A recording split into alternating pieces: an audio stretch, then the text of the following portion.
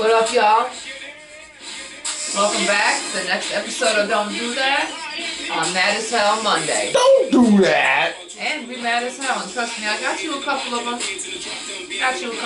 One of them I actually had to do a little bit of research on myself because it is a local Michigan thing right here in Detroit, Michigan. So, the smoke of the F before we get started is, of course, from House of Ding. It's called Rocket Stick, and it's watermelon gummy bears. Pre-roll infused. So, the two topics that I do have today, one of them, a man lost his life over an eviction process, which should never happen. There was no reason. A man lost his life? Yeah. And then Oklahoma Attorney General dismisses assault charge against police officer who threw 70-year-old man to the ground. Why did you throw a I'll wait until you tell the story. I'm like, why did you throw a 70-year-old man to the ground? Ridiculous. So do you want to start off on something light before I get into something really heavy here? Because alright, well, we're going to start off on something light because she got some real heavy stuff on Mad as Hell Monday for y'all. But I want to let y'all know because I have been remiss of my duties. This song right here is Pope Don King, and it is streaming right now on Spotify.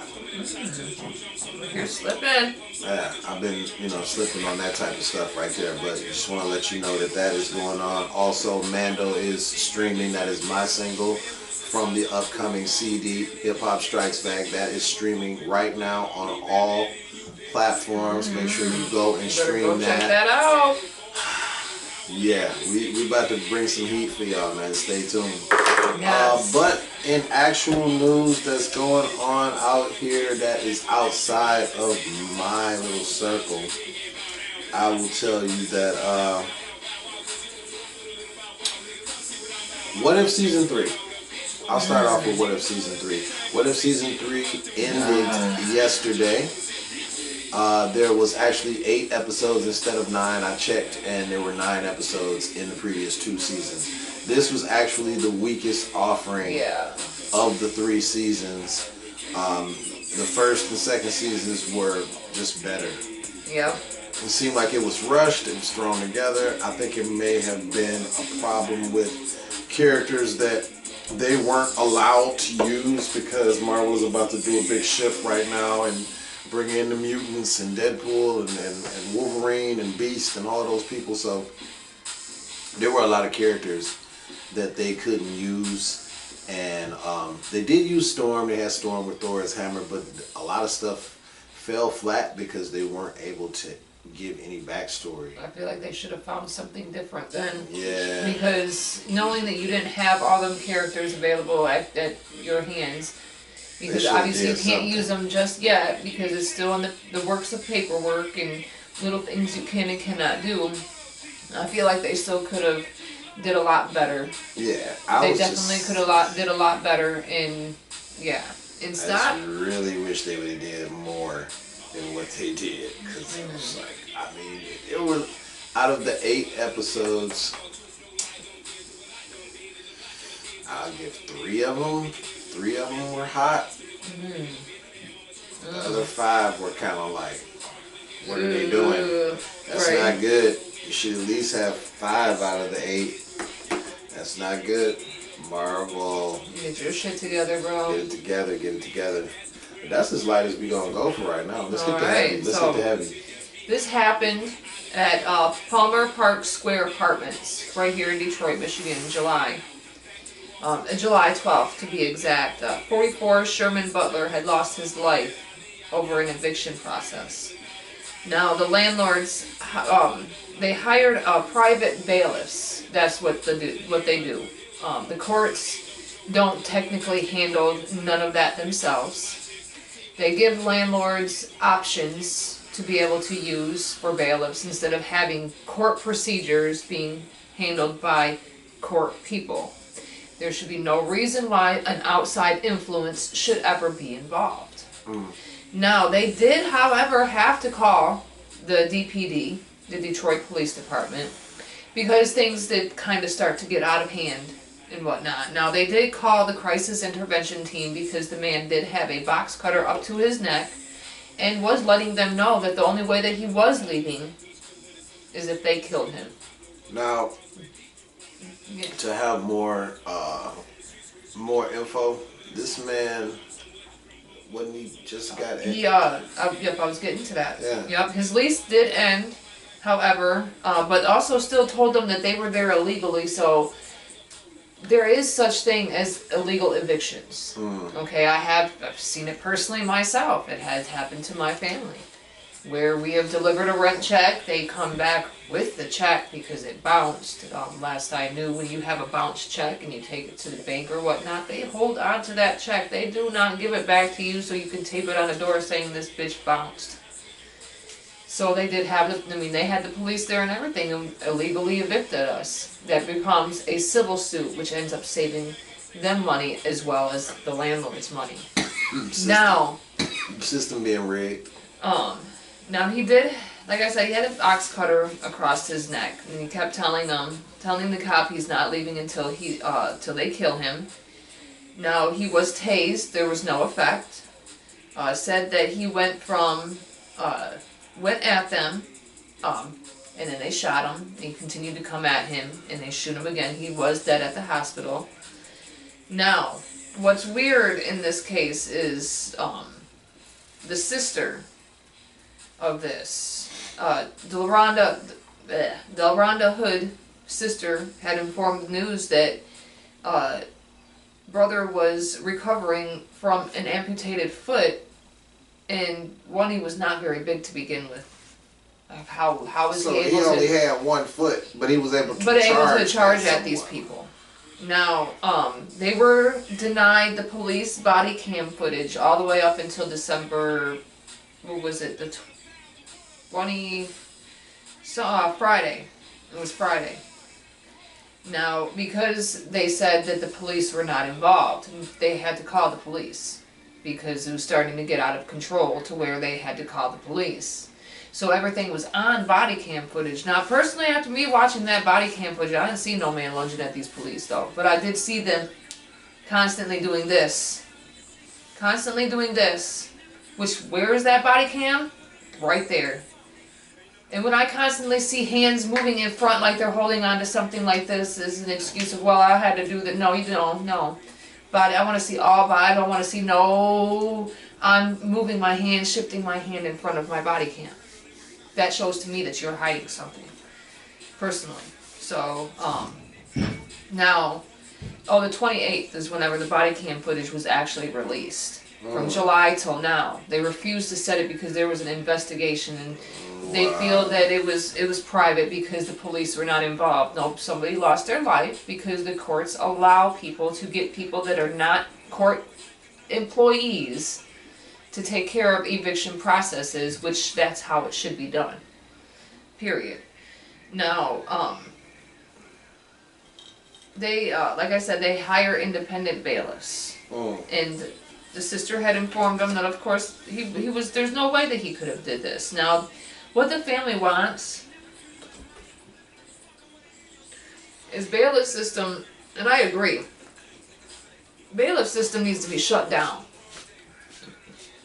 Period. If you're not a court-appointed person, not, hey, I recommend this person through my court. If you're not a court-appointed person dealing with court-appointed problems, there should be no independent contractor to help these landlords out. Because at the same time, there was a Detroiter. The family wants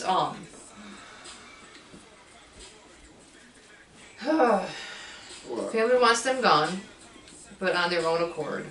Now I gotta get in here for the Detroiter that was also evicted and had dealt with private bailiffs.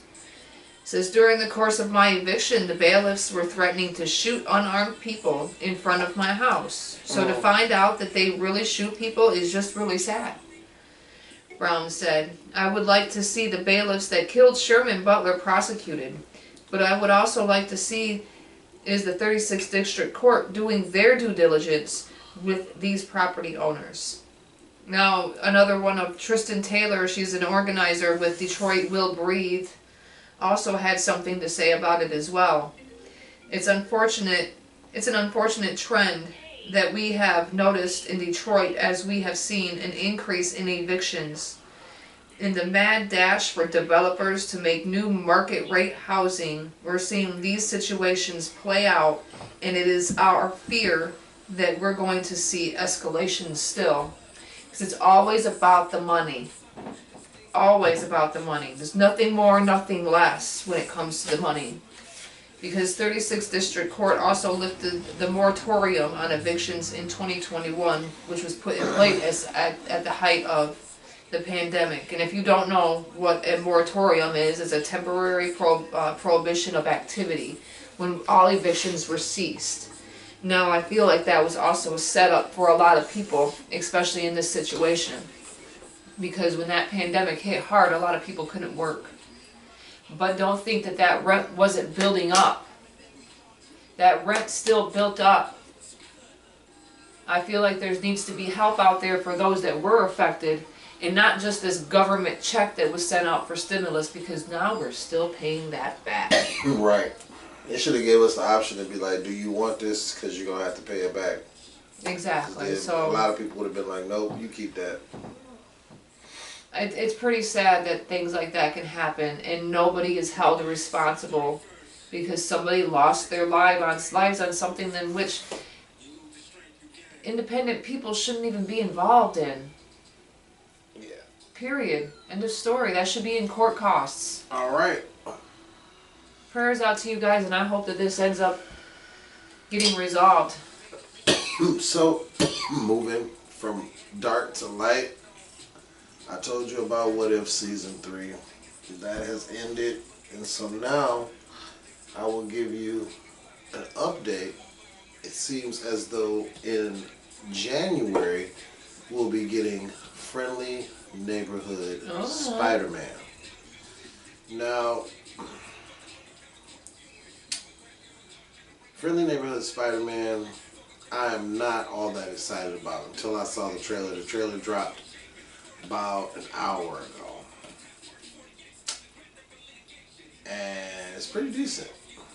Pretty decent. I'm not knowing where they're going to go with this because it's like an otherworld telling of it, because Norman Osborn in this knows that Peter Parker is Spider-Man and is helping Spider-Man. Voiced by Coleman Domingo, who you may know from Walking Dead, you may know from Euphoria. A lot of people wanted this guy to take over the Kang role when all the stuff was going on with Jonathan Majors, but he is Norman Osborn, or the voice of Norman Osborn, in this Friendly Neighborhood Spider-Man series. It'll be airing on Disney Plus in January. It's looking good, so we'll see what's going on. I thought it looked pretty good too myself. And on another note,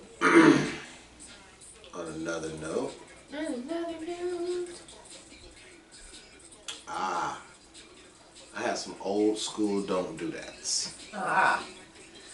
Old school don't do that's. An old school don't do that. It says stop waiting for the world to just give you what you want. You're actually gonna have to live life, go out, grab life by The nuts. or the Pussy. and create your own reality. Grab her by the vagina. You're gonna have to do it. You gotta stop waiting for life to just, hey, you know your dreams? I've got them right here if you answer the door. No, you have to get out there and go create your own reality. So stop thinking that the world is just gonna come and give it to you, because it's not. You'll sit there until you rot. You'll sit there until you're old and gray. You gotta go out and get it. It's not gonna come to you. Another one, I've covered this before, but I have different points on this. It says, learn to shop like the old days. Learn to shop like the old days, which means... You actually have to look. Look. Too many people walk into a store and refuse to use the signs. Yeah, there's literally signs above your head, and as you walk in, that tell you, hey, here's an example. Soups, cereal, juices, canned goods. But people still section. will walk in. People still will walk in, and the first thing they'll go, do you know where this is? Yeah, it's probably down there. If you look up as you go down the aisles, it'll tell you canned goods, bread, pop, juice. It'll tell you all that. Just go and look. Water. Yeah, it'll tell you. Yeah. Okay, so it says signs may say 11 to 7. Oh no, it says sign says 11 to 7 p.m. for your convenience. Customer says at 10:15 a.m. Are you open? Let me read that to you again. Sign says open 11 a.m. to 7 p.m. for your convenience. Customer says at 10:15 a.m. Are you open? No. But in 45 minutes, I'll be open. That means you need to look. Look. Read. Read. So. Reading is fundamental. Yes. So. You guys. Insane. Alright, Oklahoma Attorney General dismisses assault charge against police officer who threw 71-year-old to the ground. Oh. Here, 71 years old. Let me read this off to you here. Bro. Oklahoma's Republican Attorney General dismissed a felony assault charge Friday against a police officer who slammed a 71-year-old man to the ground, breaking his neck during an argument over a traffic ticket. Jenner Drummond announced that he had intervened in the case and dismissed the aggravated assault and battery charge against Oklahoma City Police Sergeant Joseph Gibson, 28. Oklahoma County District Attorney Vicki Behenna charged Gibson this month after body-worn camera video released by police showed Gibson throwing Lich Vu to the ground after Vu touched Gibson during the argument during a non-injury traffic accident on October 27th. As Attorney General, I will not permit Oklahoma police officers to face criminal prosecution for conduct adhering to their training, Drummond said in a statement. While the outcome of this incident is unquestionably devastating for Mr. Vu and his family, I do not believe the officer exhibited criminal intent. Prosecutors said Vu suffered a brain bleed and a broken neck and eye socket. Now, Behenna said in a statement that she was surprised and disappointed that Attorney General took this case away from her office and the citizens of Oklahoma County. She said previously that after evaluating the case, prosecutors determined Gibson's actions were an unreasonable use of force. Drummond said Vu should not have touched Gibson during the argument. Foul. No individual is allowed to hit or push an officer regardless of whether he or she doesn't understand English well or comes from a different culture. The simple truth is this unfortunate incident never would have occurred if Mr. Vu had kept his hands to himself. The use of force prompted outrage in Oklahoma City's Vietnamese community, particularly since the video shows Vu had difficulty communicating with Gibson during the interaction and appeared not to understand what the officer was telling him. Gibson's attorney, former Oklahoma Attorney General Mike Hunter, said Drummond's decision to drop the charge was well-reasoned and correct. Mark Nelson, president of the Oklahoma City Fraternal Order of Police, said no officer wants to see someone injured and he hopes Vu makes a swift and full recovery. However, our members often have to make split-second decisions and they cannot control the outcome of every situation. Nelson said in a statement, unfortunately, when someone resists law enforcement, they increase the risk of harm to themselves or others. And one thing I'm going to say right fucking here. Where are your bilingual police officers? Where are the people that are trained to deal with people that are older, that are not going to use excessive force? What happened to being trained by the police force to deal with the public in a manner? Get somebody who can translate. That does not injure an old man. When you go to another country, right? Okay, you don't understand the language, and you try to prepare yourself, you're a little prepared, but then, you're trying to communicate, and you can't communicate, you can't get it right, you're not understanding it gets frustrating, right? So you get agitated. You tell me one elderly person that wouldn't get so agitated, and whatever the case may be, ooh, what was that compared to a broken neck, a fucking brain bleed, and a broken eye socket? And he pushed you. So I'm going to see it like this. You drop the charges, Mr. Attorney General. So whenever something happens to your police officer, young 28 Mr. Gibson, whenever that community gets a hold of his ass, don't think it won't happen. I would love to see that in the news. Man, that's... Because at the end of the day, nobody...